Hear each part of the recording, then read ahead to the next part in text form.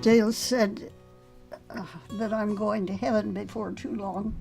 And this is because I was diagnosed with cancer about 3 years ago. 3.5. 3.5. And after chemo, it went away. But it came back, which it often does. And so they said, the doctor said, I could treat you again, but if I did it strong enough to take care of the cancer, it probably would kill you. So I'm not going to do it, for which I was very glad. The journey began, really, when I was in first grade,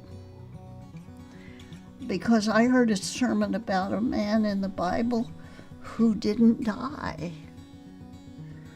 He lived, and God took him to heaven.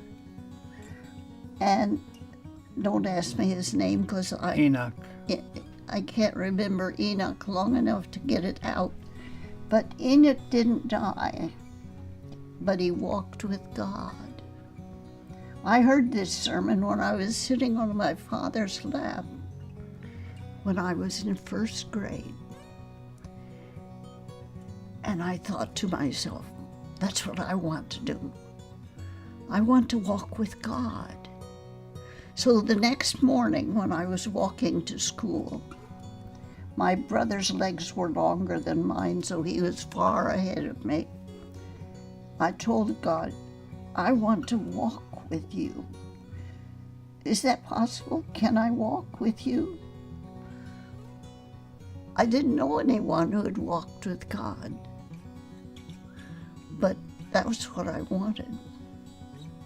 Now at 80, when I had my 80th birthday, I went into the hospital and had a hysterectomy. Now, you're not supposed to have that at 80. You're supposed to have that about 75 or 60. But I had it at 80, and it showed cancer, and it had spread.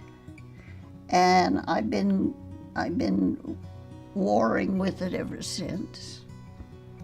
And now they tell me there's nothing more they can do. They told us that on our 63rd wedding anniversary. Anyway, it's all right.